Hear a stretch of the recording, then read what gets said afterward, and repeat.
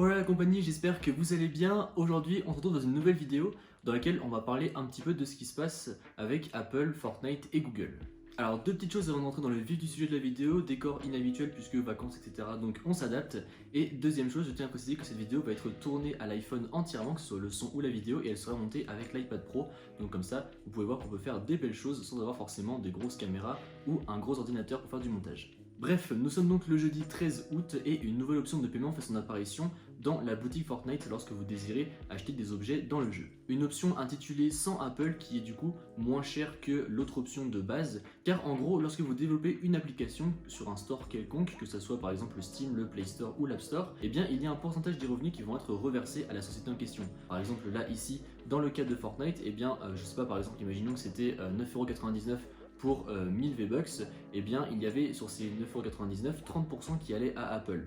Et donc en fait ce que Fortnite a rajouté, c'était une option à 7,99€ qui du coup retirait les 30% d'Apple et tout l'argent allait directement dans la poche de Fortnite. Ou plutôt dans la poche de Epic Games qui n'est d'autre que la maison d'édition de Fortnite. Et c'est le même principe que si jamais vous faites une application payante et que vous la mettez sur un store quelconque, que ce soit l'App Store ou le Play Store, par exemple je sais pas, vous développez une application à 1€, et bien sur ces 1€, il y aura 30 centimes qui vont être reversés à Apple, Google, bref, vous avez compris l'idée. Donc Epic Games ajoute cette option de paiement dans Fortnite et comme ils s'y attendaient, ils sont bannis de l'App Store. En réalité, Epic Games était très clairement préparé à ça et ils espéraient très fortement être bannis de l'Apple Store et je vais vous expliquer pourquoi. En effet, il y a deux choses qui le prouvent. La première, c'est le fait que leur papier était déjà prêt. En effet, ils ont porté plainte quasiment instantanément juste après. Tout était déjà bien écrit.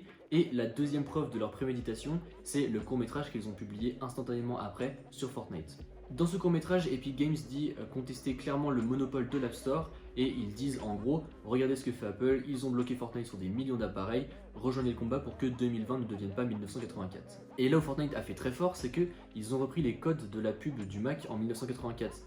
Dans cette pub-là, Apple dénonçait clairement le Big Brother vu comme un tyran. Je vulgarise beaucoup mais c'est pour faire simple pour que tout le monde puisse suivre et que tout le monde puisse comprendre. En plus de ça, peu de temps après avoir été banni de l'App Store, Epic Games a clairement incité les joueurs de Fortnite à se faire rembourser de leurs achats in-app auprès d'Apple et ils ont même expliqué sur leur site comment faire pour se faire rembourser. Et quelques minutes plus tard, on apprend que Google va à son tour bannir Fortnite du Play Store pour les mêmes raisons qu'Apple. Mais en réalité, après avoir cherché un petit peu de mon côté, ça ne change pas vraiment grand chose pour celles et ceux qui possèdent déjà Fortnite. En effet, vous pouvez toujours le lancer sur votre tablette ou sur votre smartphone, le jeu se lancera pareil. La seule chose qui change, c'est au début lorsque vous allez lancer le jeu, vous allez avoir un message Fortnite qui dit Free Fortnite, on dénonce Apple avec leurs pratiques non concurrentielles, etc. Et vous allez pouvoir également visionner le court-métrage. Donc voilà en gros ce qui s'est passé ces dernières heures. Pour l'instant, on n'en sait pas beaucoup plus. Encore une fois, comme je vous le dis tout à l'heure, cette vidéo était surtout pour vous informer de la situation, pour vous dire un petit peu ce qui se passait, pour réagir un petit peu à l'actualité. Mais personnellement, je ne vais pas prendre deux parties, puisque pour moi, je pense que les deux ont leur pour et leur contre. En effet, Epic Games peut très bien décider de ne plus vouloir être affiché sur l'App Store ou le Play Store,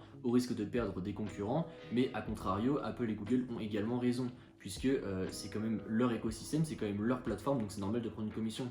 Par exemple, lorsque vous allez faire les courses Super U, Carrefour ou bref, je sais pas quoi, lorsque vous achetez vos produits, évidemment que les grandes enseignes prennent un pourcentage dessus. Et c'est comme ça que beaucoup de choses marchent. Donc encore une fois, je pense qu'il y a des pour et des contre dans les deux camps. Après, ce que je trouve dommage, c'est que tout le monde critique Apple encore une fois, que Apple est encore le grand méchant loup, alors que pourtant ce ne sont pas les seuls à faire tout ça. Je vais vous afficher maintenant à l'écran une image montrant toutes les plateformes qui prennent des pourcentages, donc comme vous pouvez le voir, ce ne sont pas du tout les seuls.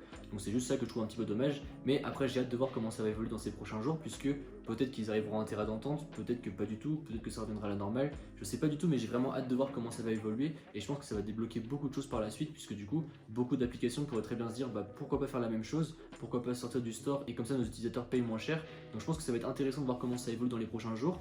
Vous, n'hésitez pas à me dire dans les commentaires ce que vous en pensez, comme ça on pourrait discuter tous ensemble, moi ça m'intéresse d'avoir vos opinions. Et puis sur ce, j'espère que la vidéo vous a plu, c'est comme d'habitude, n'hésitez pas à mettre un pouce bleu, à me suivre sur les réseaux qui se trouveront dans la description et à vous abonner. Allez, salut!